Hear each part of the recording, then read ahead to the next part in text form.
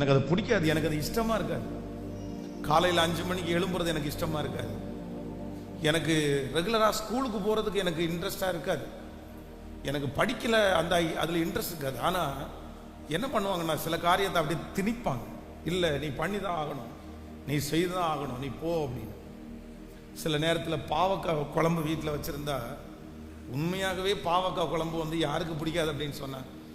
பாவக்காய் குழம்பு எனக்கு பிடிக்கும்னு சொல்கிற ஒரு யூத்து பாய், ஒரு யூத்து கேர்ள், இல்லை ஒரு சின்ன தம்பி தங்கச்சி யார் இருந்தாலும் சொல்லுங்களேன், பாவக்காய் குழம்பு எனக்கு பிடிக்கும் அப்படின்னு.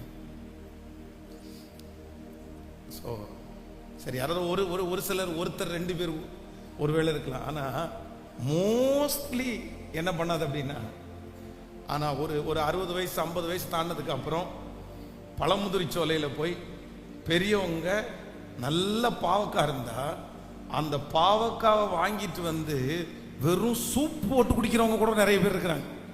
கூடப்பா அந்த பாவக்காய் ஜூஸை காலைல கூடப்பா.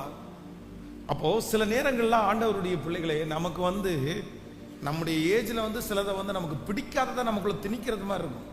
ஆனால் அப்போ அது திணிக்கிறது மாதிரி இருக்கும். ஆனால் ஒரு காலத்தில் இந்த படிப்பு வந்து இந்த பிள்ளைகளுக்கு யூஸ்ஃபுல்லாக மாறும். அவங்க கொடுத்த ஆகாரம் இந்த பிள்ளைகளுக்கு யூஸ்ஃபுல்லாக மாறும். அவங்க கற்றுக் கொடுத்த அந்த ஒழுக்கம் அவங்களுக்கு பயன். எங்கள் அம்மா இப்படி என்னை வளர்த்துனாங்க. எங்கள் அப்பா 10 வசனம் சொல்லலைன்னா சோறு தர மாட்டார். இந்த மாதிரிலாம் நிறைய இன்னைக்கு நல்ல சாட்சி சொல்லுவோம். அதே போல் ஆண்டவர் வந்து சில நேரத்தில் நம்மை நேசிக்கிறதுனுடைய பெரிய அடையாளம் என்ன அப்படின்னு சொன்னால், நம்ம நேசிக்கிறதை நமக்கு சில நேரத்தில் தடுத்து நாம் நேசிக்காததை நமக்குள்ளே கர்த்தர் திணிப்பார். ஆனால் ஒரு தேவனுடைய பிள்ளை என்ன பண்ணணும்னா அதை அன்போட ஏற்றுக்கொள்ளணும். எத்தனை பேர் ஆமோதிக்கிறீங்க? இன்னைக்கு அது கசந்தாலும் ஒரு நாளையில கண்டிப்பாக அது உங்களுக்கு ஆசீர்வாதமாகத்தான் மாறும். இன்னைக்கு ஆண்டவர் பிடிக்காத பாதையில உங்களை நடத்துறாரா? உங்களுக்கு விருப்பமே இல்லாத பாதையில ஆண்டவர் நடத்துறாரா?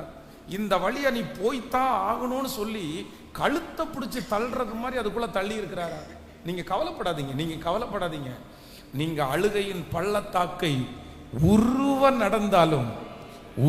நடந்தாலும் சீக்கிரமாக தண்ணீர் உள்ள பாலும் தேனும் ஓடுகிற கானான் தேசத்தை பார்க்க பண்ணுகிறதற்கு கர்த்தர் வல்லவராயிருக்கிறார். உங்க பிள்ளைங்க ஒருவேளை அழுகையின் பள்ளத்தாக்கு உருவ நடக்கலாம்.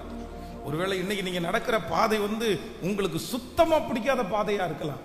ஆனா நீங்க என்ன பண்ணுங்கன்னா சந்தோஷத்தோட, ஆண்டவரே இந்த பாதையில நடக்கக்கூடிய பலத்தை தாங்க ஆண்டவரே, சத்துவத்தை தாங்க ஆண்டவரே, இந்த பாதையில என் கூட இருங்க ஆண்டவரே, இந்த பாதையில என்னை உருவாக்குங்க ஆண்டவரே, இந்த பாதையில என்னை அபிஷேகிங்க ஆண்டவரே.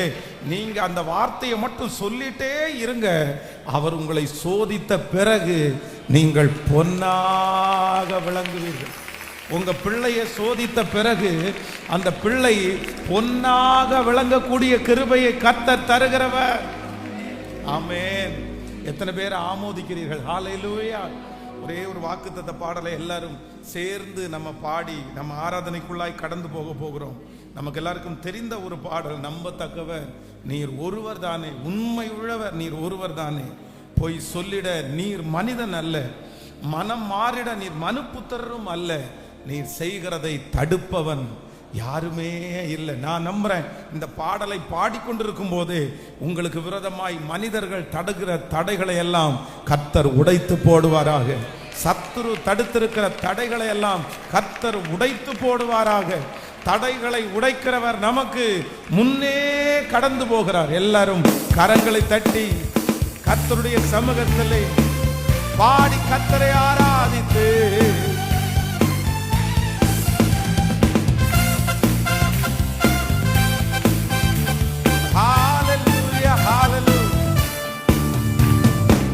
நம்பத்தக்கவர் நீர் ஒருவர் தானே, உண்மை உள்ளவர் நீர் ஒருவர் தானே, நம்பத்தக்கவர் நீர் ஒருவர் தானே, உண்மை உள்ளவர் நீர் ஒருவர் தான்.